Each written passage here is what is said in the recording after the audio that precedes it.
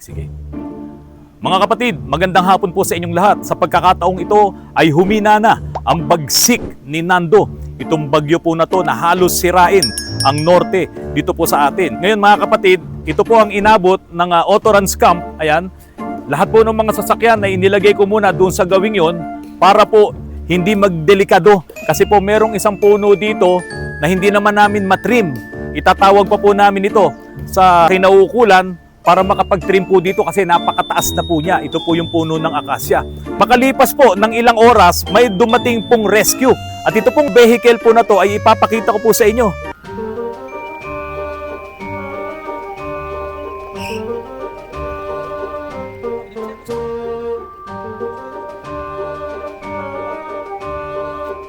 Ito po yung Mitsubishi na Army.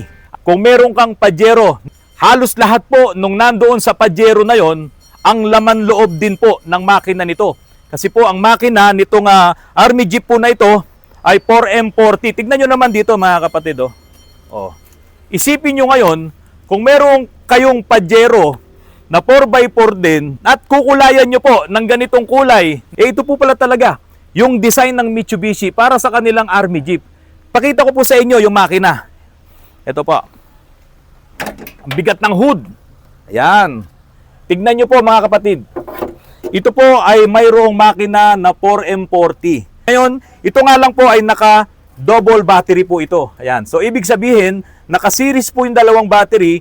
Ibig sabihin, ito ay 24 volts. Ang supply po nito sa kanyang system. Kung ano yung makikita nyo sa mga Pajero na Fieldmaster, ito rin ang makikita nyo rito sa Army Jeep po na ito. 1996 Mitsubishi Pajero Type 73. Dinala po itong Mitsubishi Army Jeep po na ito dito para po ayusin namin ang transmission dahil hindi na po ito nakakatakbo ng mabilis. Hanggang tercera na lang po ang takbo niya at kailangan na pong i-overhaul ang automatic transmission po nito.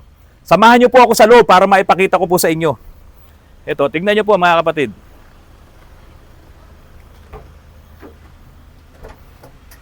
Marami pang aayusin. Kung titignan nyo, yung mga sidings nito, wala pa yung mga sidings. Pero itong gauge niya, kung meron kayong mga Pajero na Fieldmaster, ito rin po ang makikita nyo.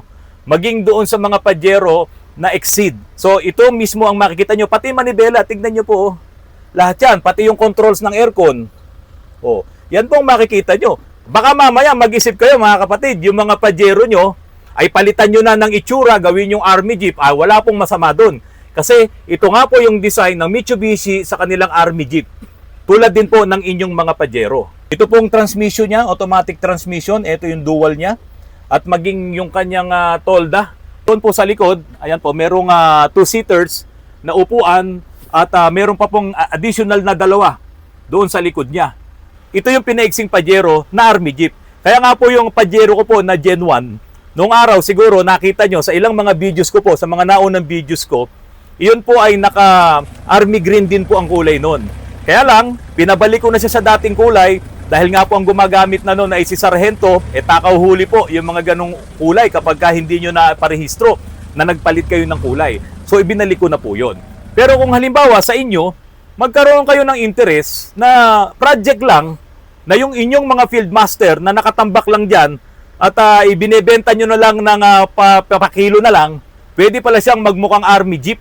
Ito nga lang po ang mga susundan nyo, itong design po ng Army Jeep na ito, at sigurado, hindi kayo magkakaproblema. Kasi yung mga Fieldmaster na yan, talagang matitibay po ang mga pangilalim yan, matibay ang mga pyesa niya, naka 4M40 yan na engine, at maging yung kanyang transmission. Nakakatuwa, yung salamin nito, tignan nyo, lapad talaga, sliding po siya. Ayan. So sa Pajero nyo naman, hindi nyo na kailangang baguhin to. Ang sinasabi ko lang po, kung ang Pajero nyo ay magmumukhang military jeep, papapalitan nyo ng kulay at bibilin nyo yung ilang mga accessories na nakakabit sa labas nito, siguradong magmumukha po yung Army Jeep. Tignan nyo po sa likod, ito mga kapatid. Yan, meron siyang jerrycan, tapos ito yung kanyang original na gulong, medyo malaki. Pinalitan na nga lang po nung may-ari yung gulong niya rito. At yun nga lang, yung mga accessories po na ito, kaya po ito yung naka 24 volts. Sa dami po ng mga ilaw nito na ginagamit, hindi ito kaya ng 12 volts lang. Pati yung mga accessories ito, ano ba to? palakol. Oh. Tapos ito antena. O ito meron din siyang antena rito. Meron ako nito, Kateri. Ibibigay ko na lang sa iyo yung antenang nakalagay dito. Meron po ako nito. At yung tolda niya, talagang mga imported na tolda po ito. Meron pa palang pala dito. So ito yung pala. Ayan. Yun nga lang mga kapatid, pagka ganito ang sasakyan mo, hindi mo to pwedeng basta na lang iwan sa paparkingan mo. Naku, mauubos lahat yan. Magiging isipin mo talaga. Kaya itong mga ganitong sasakyan, kapag gagamitin mo, kailangan talaga may driver ka na kasama na magbabantay. Pati ang pangilalim nito, ang molde nito, ang differential nito, lahat po ito ay galing sa Pajero. Paring Charlie, ano bang gagawin dito? Transmission. Ano daw, ikaw nag-road test kanina? Wala, hirap eh. Walang primera, segunda eh. Walang primera, segunda, puro tersera lang. Okay, sabi ko nga kanina, umipit na sa tersera ang cambio nito. Pero hindi ka mahirapan dito. Ha? Pajero to eh. Pajero nga. Oo, 4M40.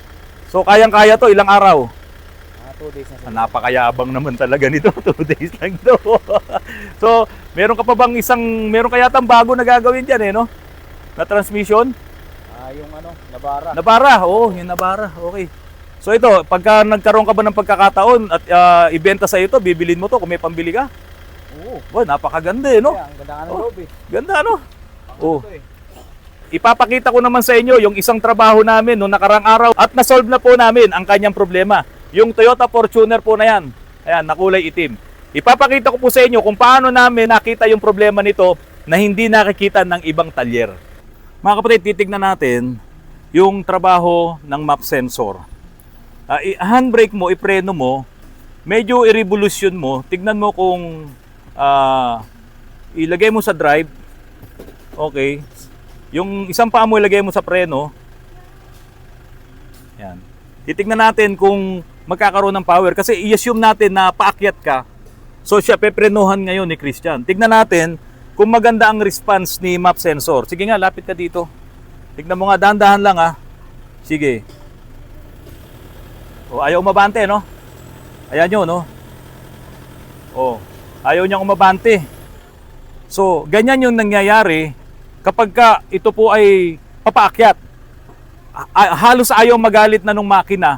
At yun nga po, kailangan itotodo mo yung accelerator mo doon sa flooring para umabante siya at makalampas ka doon sa paakyat na dinadaanan mo. Ngayon, ang napansin ko dito, Christian, ay yung map sensor.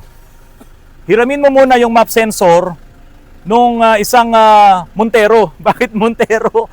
Kasi po, yung map sensor po ni Montero saka ni Fortuner sa ganitong modelo ay parehas. So hihiramin muna namin yung map sensor nun at susubukan namin kung malaki po ang pagbabago dito po sa ating scanner.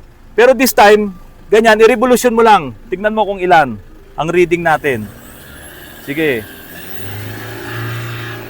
Sige, ang maximum natin 80. Pumapalo tayo ng 80. Ayan. Ngayon, palitan mo ngayon yung map sensor na hiniram natin doon sa Montero. Ito ba? Akin na yung map sensor. Ito po yung map sensor ng Montero na ginagawa po doon. Hiniram ko muna para malaman lang natin kung tama ba yung aking akala, yung aking hinuha na may problema po ang map sensor nito, yung MAF. Yan, sige, tanggalin mo yung original niya na MAF. Halos parehas na parehas po yan. Oh. Hindi lang halos, talagang parehas na parehas po siya. Oh. Dito nga lang, makikita mo ito Toyota, pero dito naman, ang nakalagay po ay Denso lang. Ayan, may MR na nakalagay, Denso. Dito po talagang nilagyan nila ng Toyota. Ayan, sige. Okay. Lipat mo yan, kahit isang tornilyo lang, tapos start ulit natin. Tapos ilagay mo ulit ang ating scanner doon sa data stream. Mga kapatid, napaka-importante po nung data stream. Kasi doon mo malalaman kung yung mga sensors natin, pati yung mga injectors natin, at lahat po na may kinalaman dito sa makina na inyong ni-scan ay nandoon po yun sa data stream. So yung stream na yun, makikita nyo kung normal ba yung mga figures, normal ba yung mga data na nandoon, para po makasigurado ka na kung ikaw ay magpapabili ng pyesa, ay talagang iyon ang may problema. Makikita po yan sa scanner. Ito, i-read natin yung map sensor nito, yung galing po doon sa Mitsubishi Montero. Ito po yung Toyota na map sensor. Yan, no? Yung nakakabit po doon ay Mitsubishi. Tignan natin kung ano ang response naman itong map sensor kapag ka po nagre-revolusyon tayo. Sige, Christian. Oh, tingnan nyo, oh. Sige, isa pa, isa pa. Oh, nagwa 130 tayo. Samantalang kanina, doon dito sa sensor na to na Toyota, ang pinakamataas lang natin ay 80. Ngayon ulitin mo, pakita mo ulit, Glenn. Ang palo ngayon dito, 130 yung pinakamataas niya. So doon pa lang malalaman nyo na may problema talaga itong map sensor po na ito. At pagka ito ay na-test drive na ni Christian, dapat Christian, ang dating problema kasi nito, kailangan mo munang itodo yung accelerator mo bago siya umabante. Aakyat naman siya, magbibigay naman siya ng power. Pero yun nga, ang problema hindi normal yun.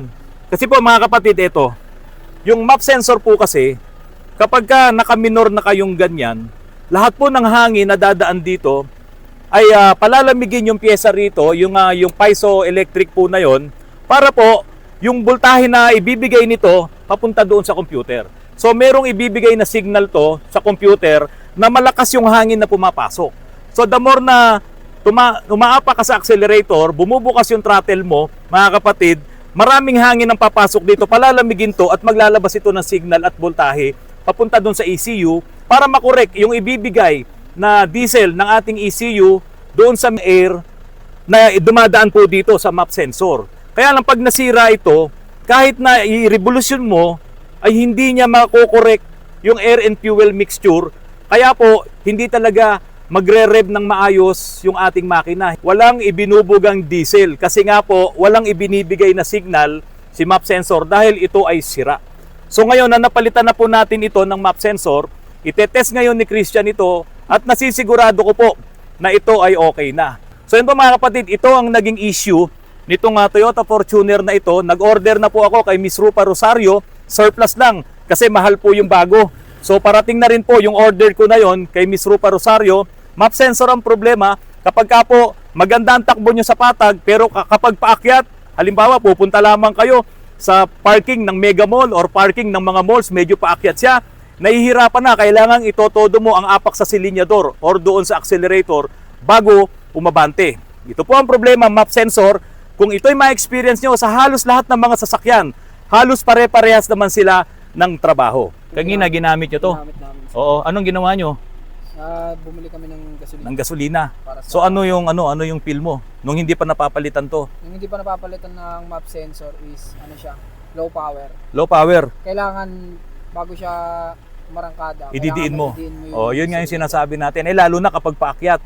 'Di ba talagang halos ayaw ng umabante. Pero kapag ka naman nakabuelo, dire-diretso Okay na. naman yun. 'Di ba? Yun yung sinasabi ko na kapag ka mabilis na ay okay naman siya kasi kumakambyo na yung ating transmission. So, ngayon, sabi mo, konting apak lang, rumiresponde na siya, accurate na siya. accurate na. O yun. So, tama po ang ating hinala na ang may problema po itong mass airflow sensor nito pong Toyota Fortuner. Ang nakakabit sa kanya, puntahan ulit natin. Baka mamaya sabihin nyo, minamagic namin. O ito, puntahan natin. Tignan nyo po ang nakakabit ay yung pong map sensor na galing po doon sa Mitsubishi Montero po na yon. Ayan, Glenn, pakita mo. Ayan po, oh. Oh. Kaya may nakalagay siyang MR, Denso. Ito naman po ay Toyota. Ayan po nakalagay. So, kapag po nakabili na po tayo ng map sensor, ilalagay na po natin dito at para po dun sa may-ari nitong pulis, nakita na po natin ang problema at yun nga lang po, gagastos po tayo ng map sensor.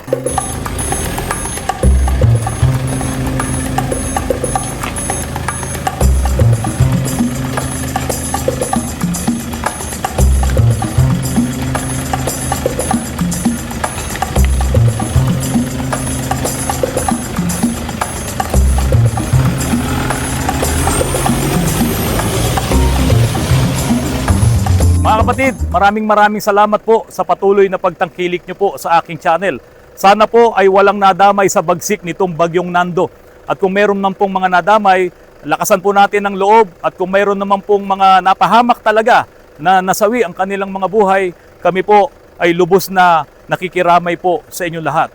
At bago ko po tapusin itong vlog ko po na ito, binabati ko po ang aking butihing may bahay, ang aking asawa, si Maribeth Aguinaldo de la Merced. Birthday po niya ngayon, kaya po kami po ay mayroong konting salo-salo mamaya doon sa loob ng shop. So ito naman po yung ating parking area. Sa mga susunod na araw, marami pa pong ipagbabago nito kasi kami po ay nagtatambak pa para naman hindi lumulubog yung mga gulong po ng mga ipinapasok na sasakyan dito. Sana po mga kapatid, tangkilikin nyo po ang mga vlogs po ni Autorans. Sa totoo lamang po, marami po itong maitutulong sa inyo dahil ipinapakita naman po talaga lahat natin yung mga simpleng ganitong mga problema na kayang-kaya nyo ring i-troubleshoot or kayang-kaya nyong i-DIY kapag kayo na lamang po ay nandyan sa inyong kabahayan. Lalong-lalo na yun nandoon sa mga malalayong lugar na hindi po makakarating dito sa Autorans. Ngayon, kung meron namang mga issues na sobrang bigat talaga na hindi nyo rin makuha or hindi nyo ma-diagnose, hindi nyo makita ang sira talaga, tumawag lamang po kayo sa akin or mag-message po kayo sa akin at bibigyan po namin kayo ng mga tips, bibigyan po namin kayo ng mga clues or pati instructions kung paano nyo ito troubleshoot ang inyong sirang sasakyan. Mga kapatid, maraming salamat po. Magandang hapon po sa inyong lahat.